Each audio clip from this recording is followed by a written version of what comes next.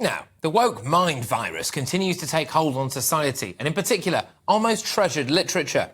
After the controversy of Square publishers rewriting Roald Dahl books over fears that his work would offend snowflakes, childhood favourite Goosebumps books are now also being sanitised at the altar of political correctness. Goosebumps author R.L. Stine accused his publisher Scholastic of editing references to mental health and weight in his books. Crucially, though, this is without his permission. One character is now described as cheerful rather than plump, which, frankly, are two completely different things, but there we go. References to villains making victims slaves have been removed, and the word crazy has been changed to silly, which I think we can all agree is pretty crazy. In one of the novels, a character wearing a Halloween costume dressed as a dark and stormy night no longer wears black face paint. Now, Scholastic said that it made the changes to keep the language current and avoid imagery that could negatively impact a young person's view of themselves today, with a particular focus on mental health. I am joined now by cultural historian Dr. Philip Kiszely. Thank you very, very much. Now, is freedom of speech under attack, or actually just anything really, children's literature under attack from ridiculous woke sensitivity readers? Hi, Patrick. Yes, is the short answer. I think we all know it is. And I don't think it's about inclusion. I was just thinking about this. So the excuse is, oh, it's about inclusion. We've got to include everybody. And it's not really. What it's really about is destruction of tradition, isn't it?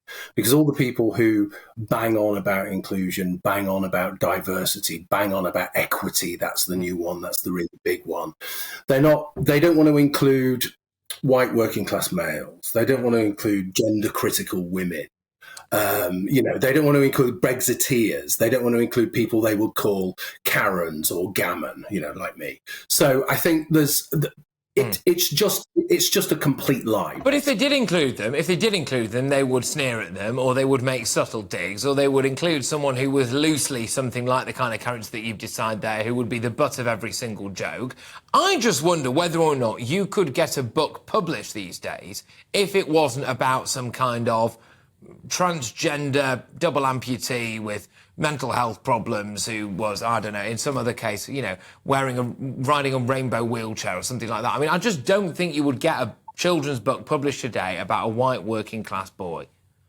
No, and what you've just described there is too subtle for them, I think. So I think there's a whole the whole industry is completely and utterly captured.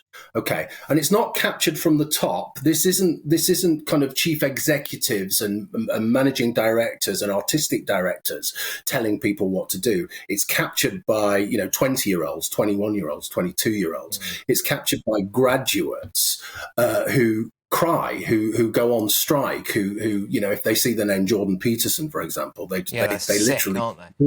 And scream. They're just sick everywhere. Yeah, exactly. Yeah, you just show them a picture of Jordan Peterson, they just vomit all over themselves. They just can't handle it.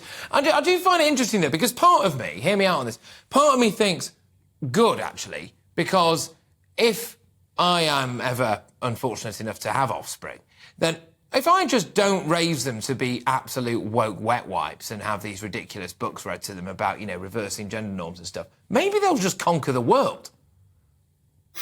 Well, I think that's true, but I think if you look at the broader context, so if you look at what happens in schools, and I don't know if you've been to a school lately, I have. Yeah. They are like Soviet indoctrination camps, So I walked into a school, and I'm not even joking. It's just so awful. I walked into a secondary school a few weeks ago, and there was a Soviet-style mural on the wall to BLM, and everything we know about BLM, yeah?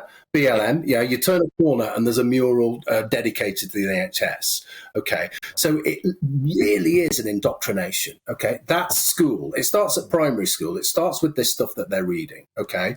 The teachers are all essentially the same. They go from primary school to secondary school, they go to university.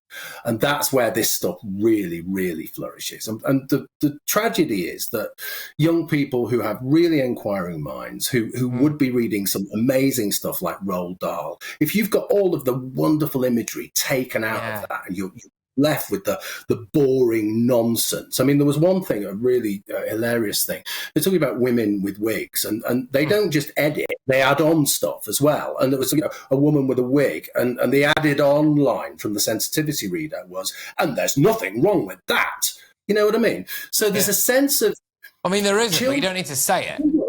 Let me just make the point. Children are playful and children are connoisseurs of the grotesque, yeah?